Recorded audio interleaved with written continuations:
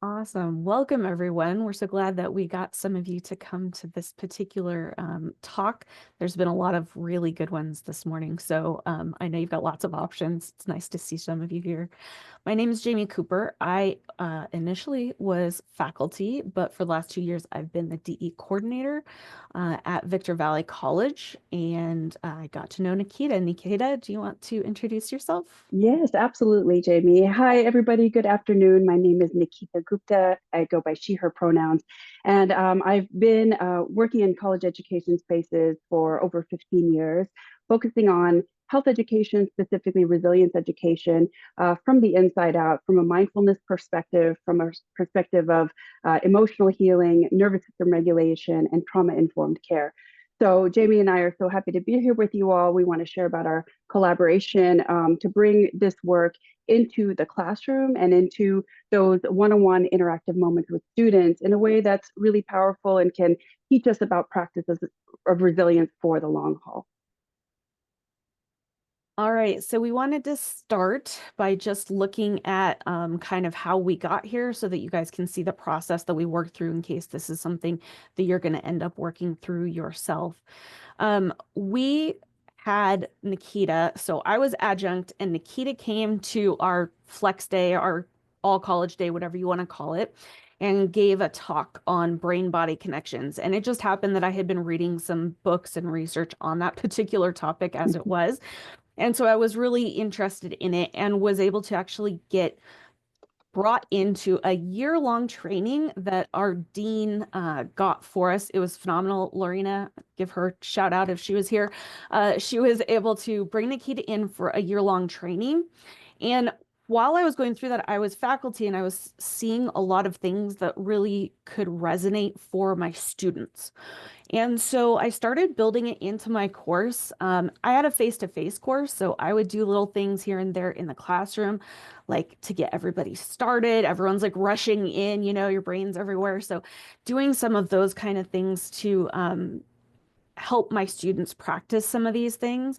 And I actually started building just some exercises that I made as assignments in my class. They were obviously optional. I didn't make students do it, but I would put them in as optional discussions or assignments for students to kind of look at, share, that kind of thing. And you can see my design is very low key. Nikita has put in, I did offer these up on the comments if this is something you want to look at, kind of the lower, uh, easy to put together version. That's what I started to do. But as I was learning from Nikita, as I was going through the materials with her, it, I wish you guys could be in person with her. She gives a great presence online, but like in person, she's one of the most calming people I've ever met. Like you step into her presence and you're like, all my fears are gone. I'm good. And so that was something that I really valued. And I wanted to find ways to kind of bring myself to be that person for other people. And because the teaching was there, the students were a great way for me to bring in these practices to what may be chaos in their lives at the moment. And so I started adding it in, and then I got the offer, the opportunity to become the distance education coordinator. And so what I then started doing is looking for things that I could take that I had been learning, but scale it into the whole school, or at least the option of that kind of thing.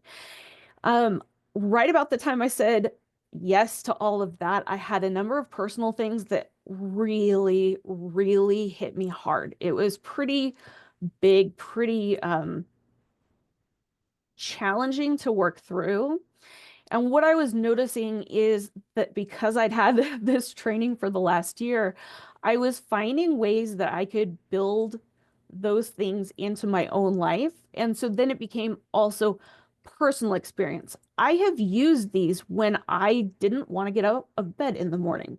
And while I don't want you to think that this is going to make everyone's lives perfect, what I do think is valuable about these techniques is that they reduce the level at which you get triggered, in my experience. So we all have lots on our plate.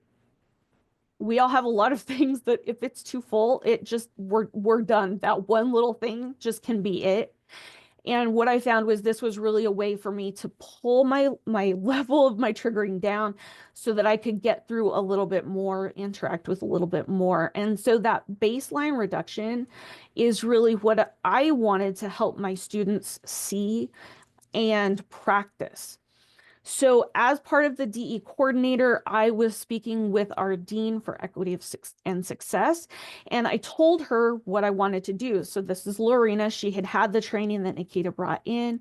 And I said, hey, I'd really like to work with Nikita to bring these materials into our campus, not just for a training for a few classified staff or faculty, but actually bring them to the campus as a whole.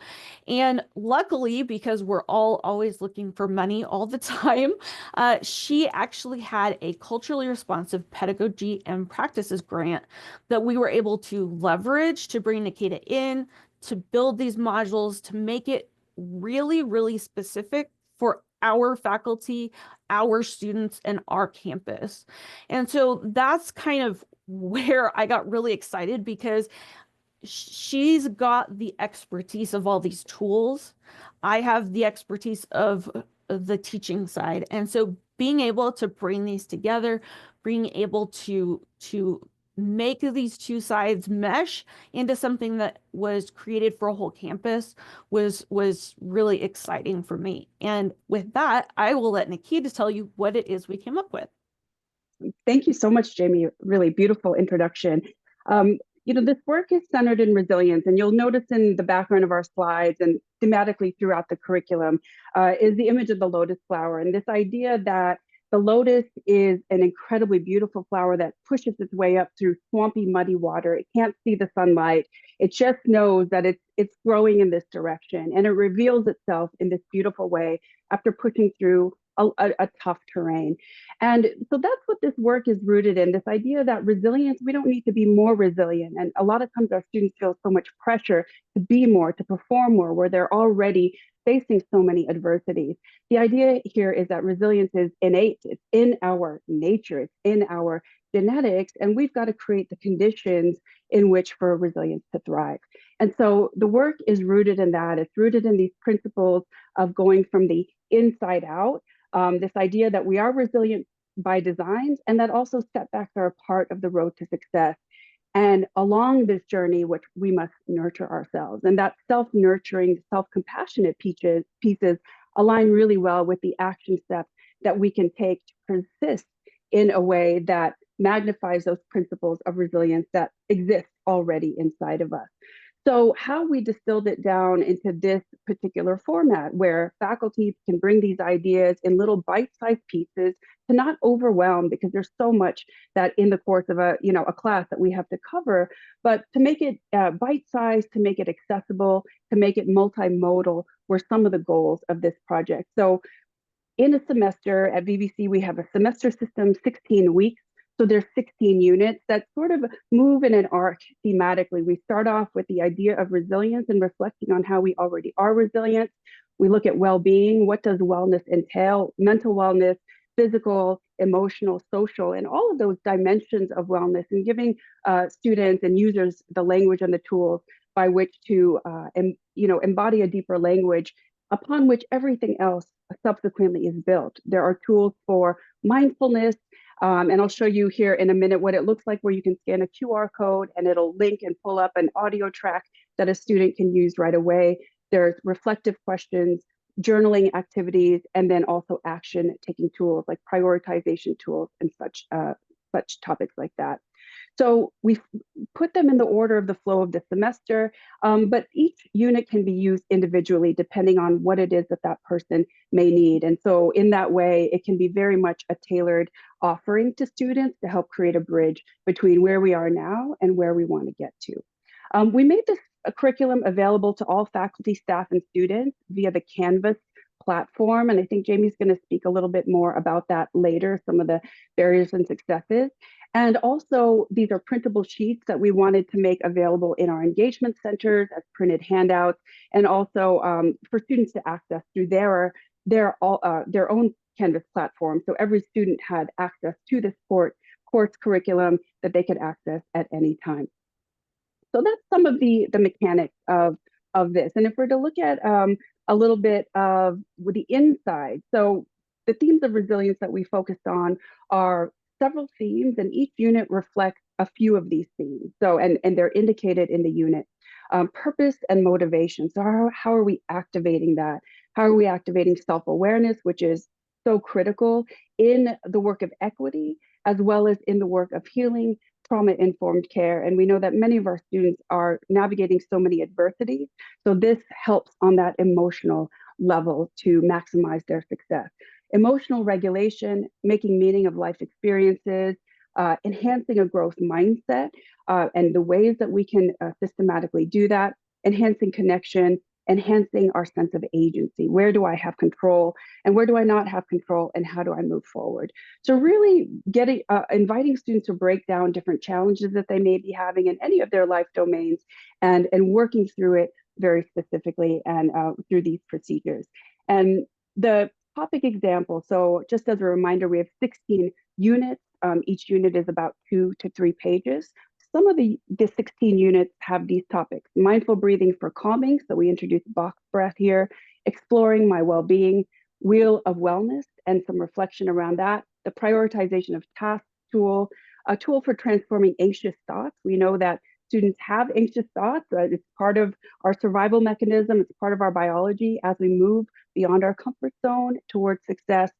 Finding focus after a setback. So normalizing that setbacks are part of the process in academic life, and how do we regain our focus from a place that's compassionate and also from a place of agency. And also how to grow our support system, because we know, as the data shows, and all of these are evidence-based, the data shows that enhancing our social system and our ability to connect with others is immensely helpful in the work of healing, resilience, and long-term success.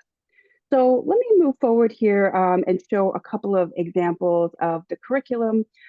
So page 1 will always have its own topic. There's discussion or journaling questions, and these are questions that faculty can ask out loud to their students at the start of a class or in a group or student space, or students can journal or reflect on these questions amongst one another in their friend circles or by writing it out.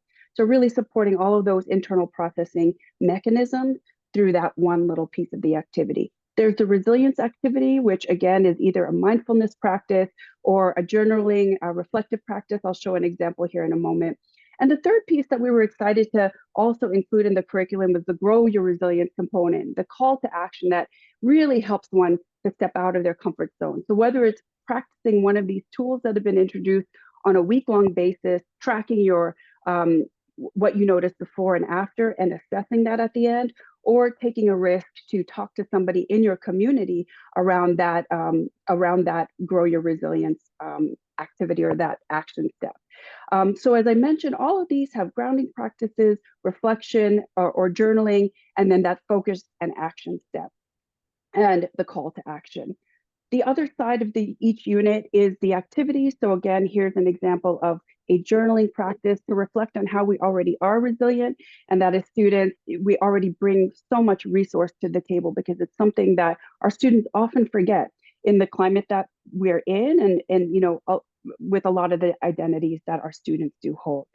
So that's an example of the activity handout. Another version looks like this, where you can see that this is a self-soothing practices for daily moments. So how do we integrate self-care and the practices of slowing down, knowing that it affects our nervous system and our ability to self-regulate? And as Jamey mentioned, to just bring down the charge, to reduce our potential for triggering is a huge asset to us on the path of success. So again, folks can scan a QR code or click on a link to access the audio file. So that's a little bit of the examples of what the work looks like. And I'm just going to share a little bit more here on how we can envision using this with students. And Jamey will speak more anecdotally on this.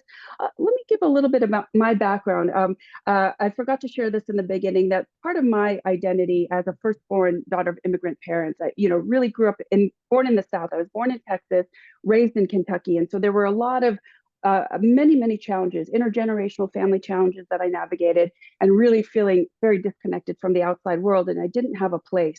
So that early experience led me to seek out healing from the inside out. So I started a practice in meditation at the age of 16 and really wanted to explore that realm of what I thought healing and emotional healing work was.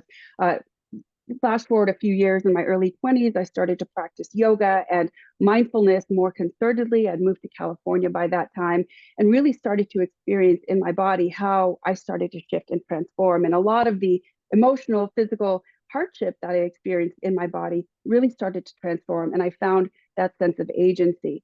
So in my own journey as a young person trying to figure out what to do with my life, I really had this sense that I wanted to bring these types of practices to communities. So communities didn't have to find it, and to have a language by which we can share in this work without it being rooted in a particular ideology, because we all have a body and we all have a breath. And so we can start there and share in that common language of restoration, resilience, and long-term success.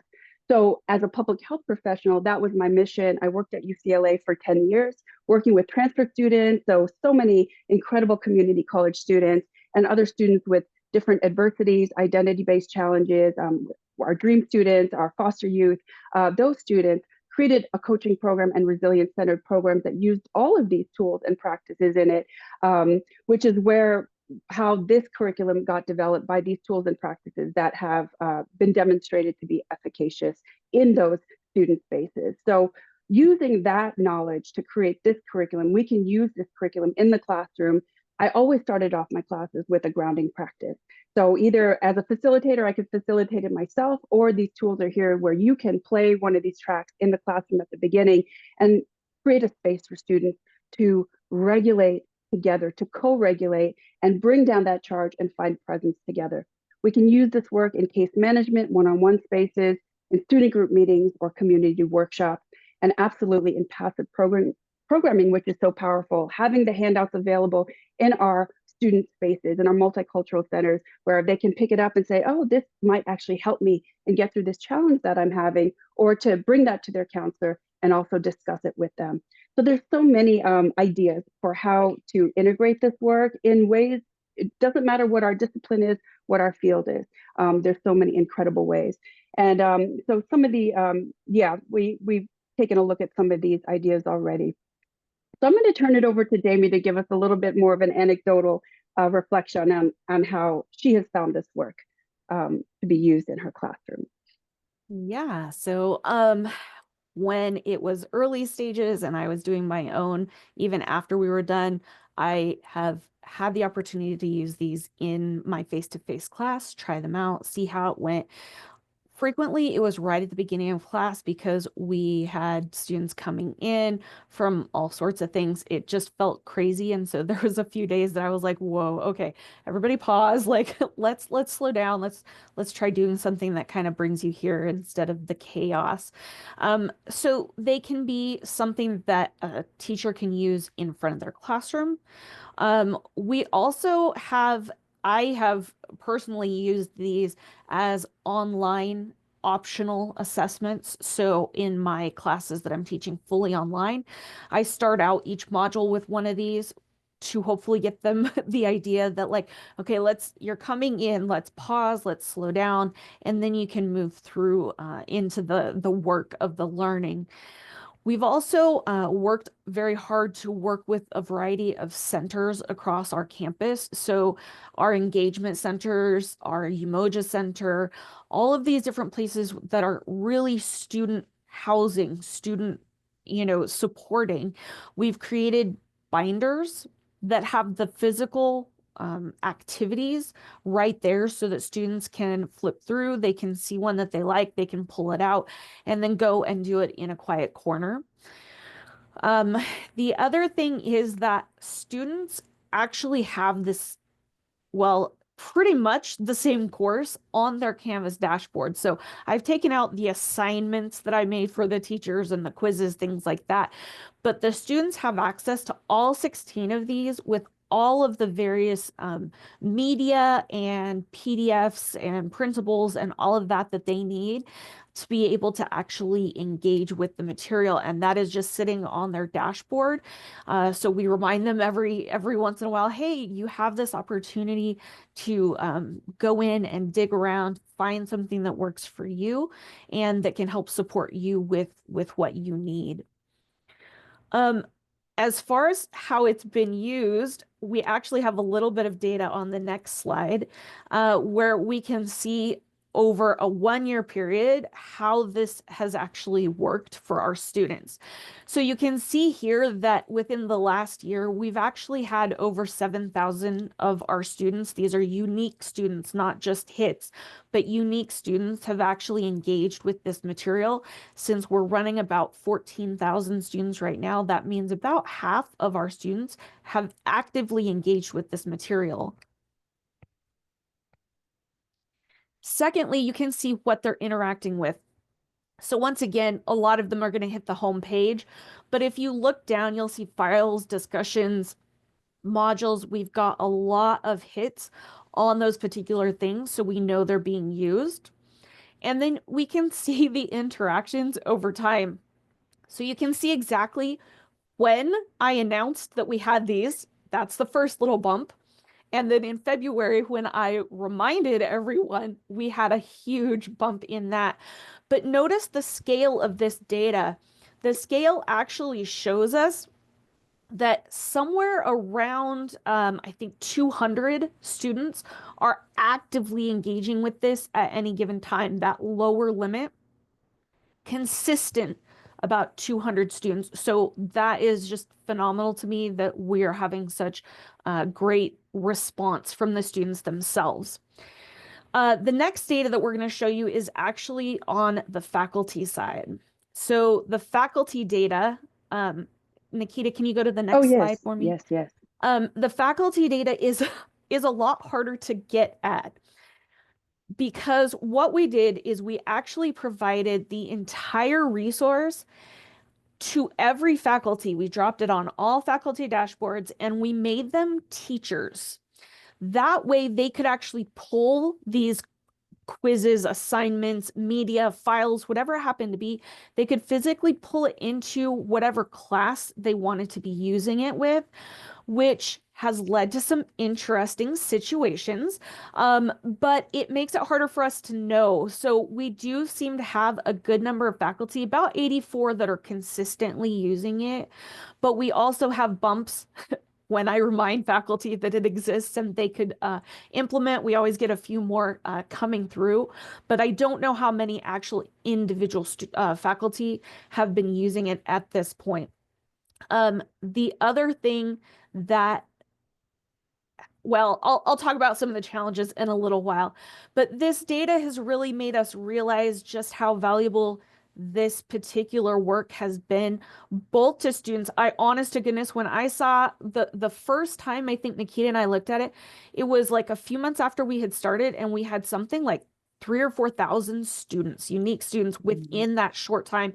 And all of us thought that this was going to be useful. We had no idea, no concept that it was going to be really that taken up. And so it's been very gratifying to see that the students are using this because not only could it be in their class, but the student data means they are going out and looking at it on their own. So this is something that was a need for our students that's really being contributed to.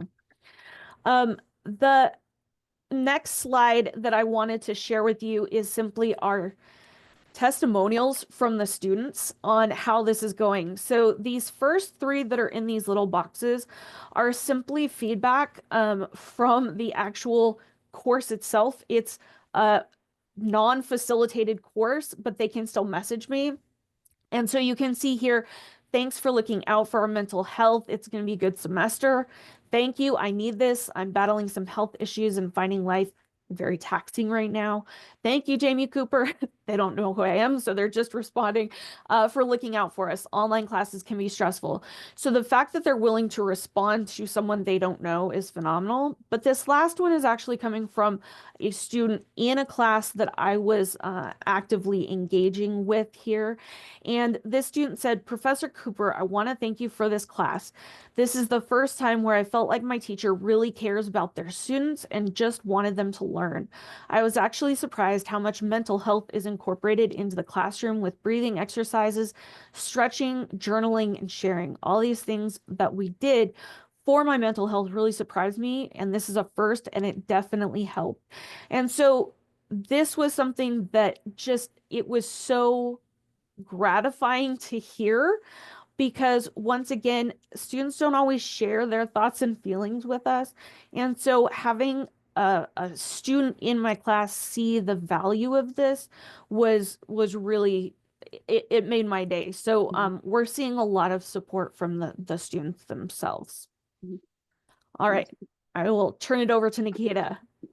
Thank you so much, Jamey. Can just really feel what happens on the inside, that this is heart-based work and that there is a need and an impact when we can just do little things for students in the course of their time where they can feel seen and heard. And that's what really struck me about those testimonials is that they felt cared for by their professor.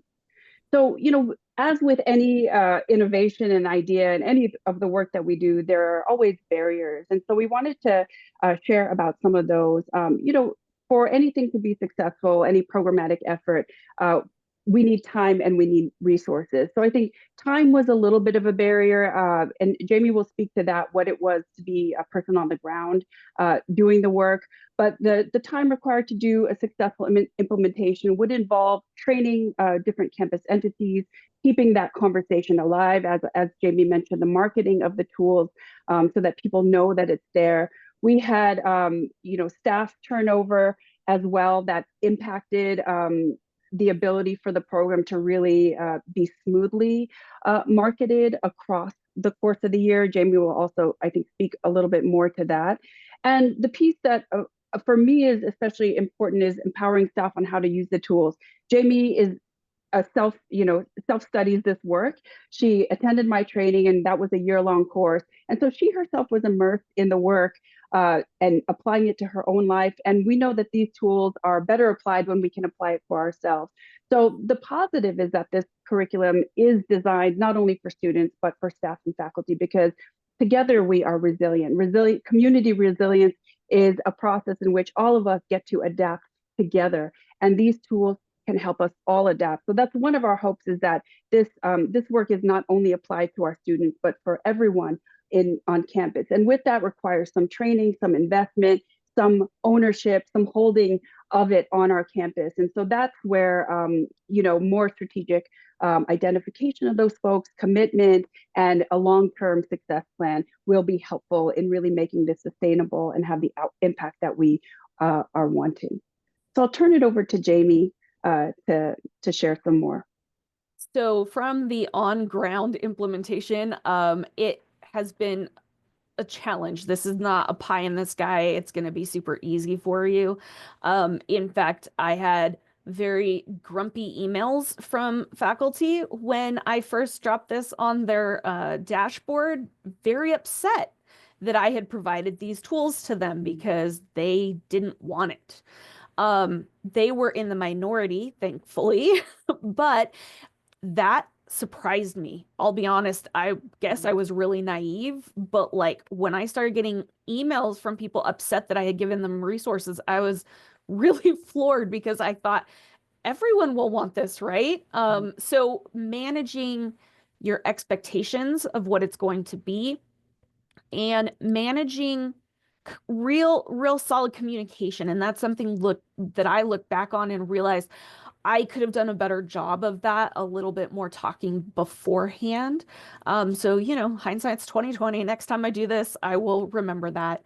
Um, we also had lucky for all of you, I had a new experience that I get to share with you about how to manage this. So, our faculty have teacher access.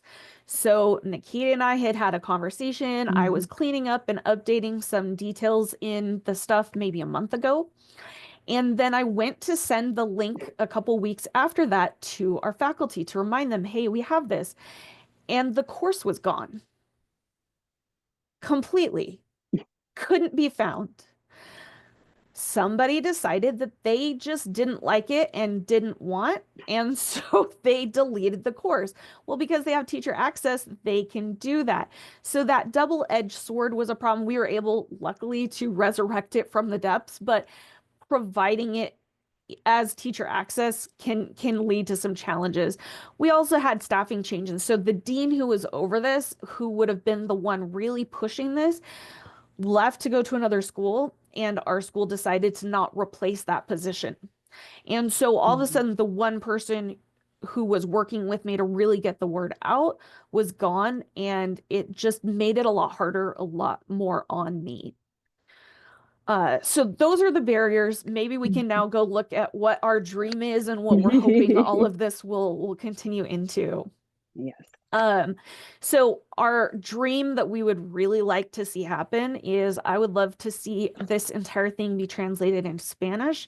Victor Valley is a Hispanic-serving institution, and so I feel like being able to provide it in Spanish really acknowledges those individuals that says, I see you. How can I help support you? This is a way that I can do that to say, you as a student belong here. And we know that that belonging is so important for students to be able to succeed. And so bringing that Spanish on, we believe we're getting close to that actually happening. It hasn't been finalized, but we're pretty sure that's going to happen. And so that's a piece of our dream that we're really excited about.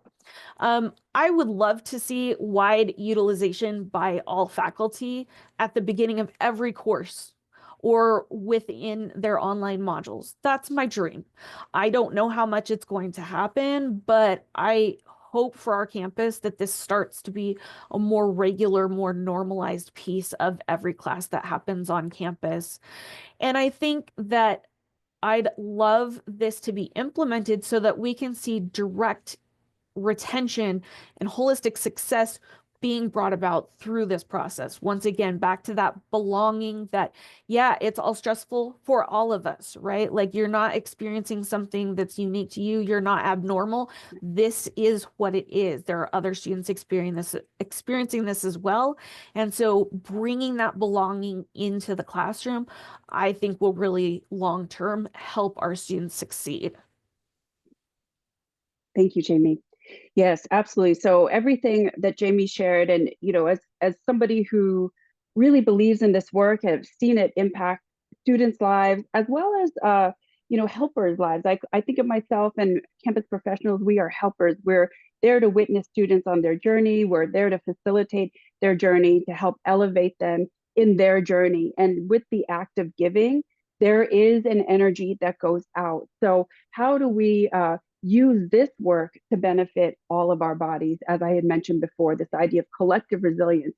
So these tools offer a shared language. And, imagine that, every faculty member, every student affairs professional, student services professional, we're able to use these tools. We're familiar with this toolbox. And then as we're processing the course of our day or not helping a student to navigate what's happening, that we can have this shared language, that we can speak about what's happening on the inside as we navigate these experiences on the outside and find a way to normalize the emotional journey that human life is without only relegating emotions to a clinical setting. And that's part of, I think giving access to this work normalizes the ups and downs of life, and that life is a resilient journey by its nature. And as we started, resilience is inside of us. And so part of that is that self-efficacy, that as an educator, learn to embody these tools better, I can show up more healthy and whole and in a state of presence that can hold what a student is experiencing or a group of students and can help shift the energy of that moment and that space towards growth, towards hope, belief that we can, and belief that we will. So this is part of our dream for this work. And, this work can be done in so many different ways, so many different iterations. So this was a really exciting project for us to get to work on to see how can we make it as accessible to folks in a way that can be woven seamlessly into whatever our structure is currently. So with that, you all, we wanted to share more about the resources. I've posted some of the resources in the chat and give you all an opportunity to share any thoughts or questions that you have right now. And as I grab the resources, the screen might get paused for a second, just sharing. So my apologies about that. Just grabbing the links here. Okay. So any thoughts, comments, or questions that anyone has? Let me just throw in one more thing. So these resources, if you go to that QR code, Nikita's resources can be emailed to you, so that you don't have to be quickly copying the links as well. That is now there in the top one, but you can also reach the other materials that we provided. And some of you were commenting that her pages that she built were so beautiful. And I just wanted to say, absolutely, totally right. She really made the materials just so visually appealing. I think it, pulls you in and makes you want. But also, when you look at it, you realize that this is VVC. We took our VVC stuff and we built it in. And so this is something that you can also tailor to your campus and your campus's needs. Okay, Absolutely. with that, any questions or thoughts? Yeah. Questions, thoughts. I I actually will. have a Yeah. question. I'm looking at the links, which I appreciate you putting in the chat, and I'm just wondering, like, could you give an example of what it actually looks like in a face-to-face classroom? Like how, like I feel like I can imagine it, but I'd just love to hear how you all had it work out in one of your classes.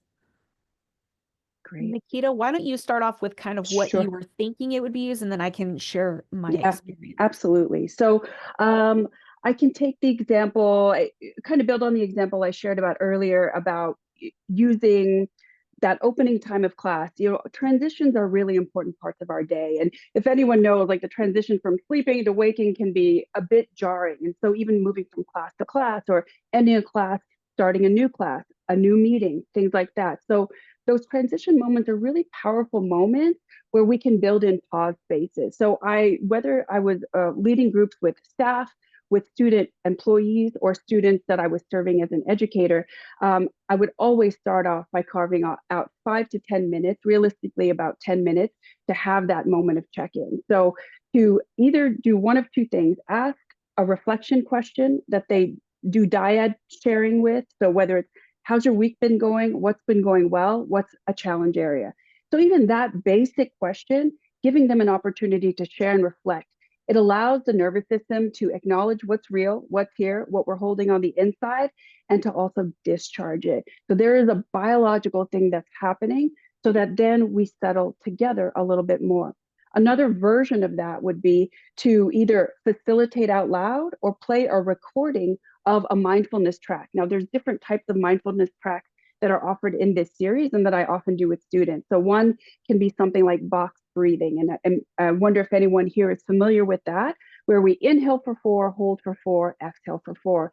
And it's a wonderful breath practice that oxygenates the brain, the body, helps to settle anxious thoughts, and resources us from within.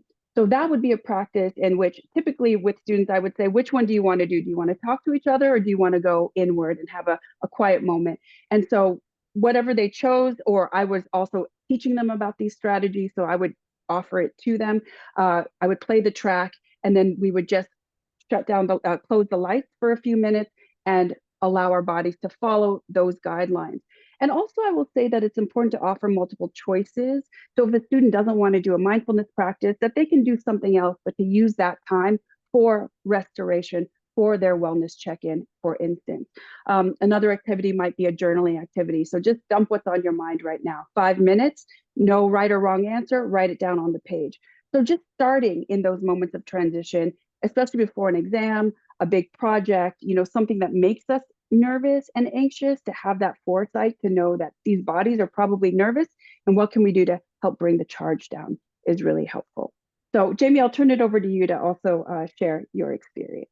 Yeah. So, one thing, what it started out with me was face to face. So for me, when I started class, I felt comfortable enough to be able to just facilitate a breathing exercise like Nikita mentioned. So I didn't feel a need to use the audio so much because I've practiced it enough. But if I was a face-to-face instructor, I very well, if I didn't have the background I do, I would easily pull up one of these audio and say, okay, here's how we're going to start, and Nikita's going to walk us through, the materials so that it's not so heavy on me if I'm less comfortable or newer to the material. And then I was also explaining in the chat, I have not done it as an extra credit, although because everyone has equal access to be able to do one of these, I can see that being a cool extra credit. What I actually did with my one class that I tried it on before being DE, the one class I actually made them discussions. And so I made it and it not for credit, and I made it a you can choose to share. But I actually saw a lot of really cool community building happening when it was in this discussion piece, because they could respond to each other's stressors, or, oh, hey, that's a cool idea, I should do that next week, or whatever it happened to be. And so as long as you present it, in my experience, as long as it's an option and they don't feel like they have to share their innermost thoughts or something, it starts to build. And by the end of the class, they are often sharing that innermost because they've had a community to build through. But what we built was some that you could assign and others that you could do as a discussion. So it just depended on what the instructor wanted to do with the material. Hopefully that helps. It's kind of a lot all at once, but Yeah, and I would say just even with the case management piece, say you have a student come to office hours, or if you're a student services professional helping a student through a challenge, often students, don't come to you just for the thing that you're an expert in, right? They talk about, oh, I'm just stressed today, or they might share about other things that are happening in their lives. So these tools can be really helpful for helping them to organize their thoughts, uh, prioritize what it is that they need most, check into their well-being. And that's where that familiarity with the tools is really important. So educating campus professionals on what is even in this toolbox and how can I use them. You don't have to be experts on them because they walk you through the process. It's pretty self-explanatory. But to know that, okay, if this student's struggling with their wellness, let's have a conversation on wellness and how can we use the wellness wheel tool as a way to have that conversation and give them an opportunity to reflect. So I've assigned these as homework assignments as well, depending on the type of program that I'm doing. They can be takeaways, and again, just spontaneously. Okay, this sounds like what you're talking about. Let's see if this tool will help you get to the next step here. And another place that I can see them being valuable is in engagement centers when there's certain things happening. So for instance, our engagement centers do a huge study-a-thon before finals week, and they have all sorts of activities happening in different centers. And for instance, one of the centers did a yoga session. And so everybody who wanted to could go to this. And so that type of thing could be built in using this material as well. Like, hey, we're going to study really hard today. Let's try getting our brains calmed down and ready for that study. So that's another way that it can be built in if you're able to engage with other centers around campus or events that can be valuable. Yes. Any other thoughts or questions? I had a follow-up question to the student data you showed, and I feel bad, I'm sure you said it at the beginning, but the population that you were pulling the data from, was that the entire campus community? Correct. Okay. So as DE coordinator, I have access to those admin analytics that are behind the scenes. If Yes. you don't, you can ask your DE coordinator and say, can you give me this data? For this one, because it was on the entire campus's dashboard, I couldn't use the new analytics that are within the individual course.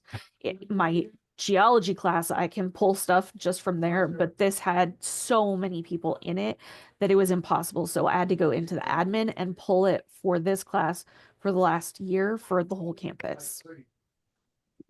That makes sense. Thank you. Mm-hmm. So I know we're at about time here. I just want to invite you all to think about, what's one idea from today that you are taking away that maybe you can want to bring a version of it to your campus? And what's an action step that will bring you closer to having that idea take root and manifest? And if folks want to share in the chat, or you're welcome to share out loud. I don't know how long we're able to be in the room for.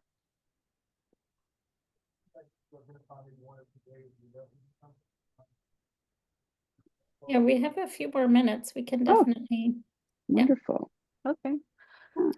There's nobody after us, so we can take advantage of that. Ooh, we'll keep you here for all hours. Well, I do have a 4 o'clock meeting, so we can't get too excited. Yeah. Yeah, we would love to know how you guys think you might be able to engage with it, or things that you need to know so that, in the future we could include that, or answer it now, but also include that for future trainings. Yeah. Yeah. Someone shared that they just need to be aware of student needs in this area. And that's such a powerful thing to affirm to ourselves and to be aware of, that yes, that there is so much need, and we don't often, depending on what our role is, there's a lot to do within our role. So I also, we designed this to also acknowledge that sometimes if we're a faculty member, we feel like, oh, there's already so much I have to do. Now I have to do this, and it's not my job. And so to recognize that, well, how can we maybe let this work in just a little bit, knowing that we don't want to put more on you, but hopefully that this will actually alleviate some of the immensity of what you're holding as we integrate this work. Yeah. As for how to do it, I think I would start a straightforward check-in of anxiety around the material I teach. Being in a hard science, a lot of students have anxiety around math. Absolutely. Absolutely. Thank you. And that's a wonderful place to start. Yeah. And of course, this is meant to also be getting awareness to teachers that maybe this is something you could practice in your own life as well. And so being vulnerable with your students and saying, like, here's what's going on. How about we all do this? Because I could probably use some as well. I think that's been a key thing for me, when engaging with my students and saying, like, I need this just as much as you guys. So like, we're all in it together. Yeah. Wonderful. Well, I hate to say it, but if there aren't any more questions, I should move us along. I'm going to stop recording so that if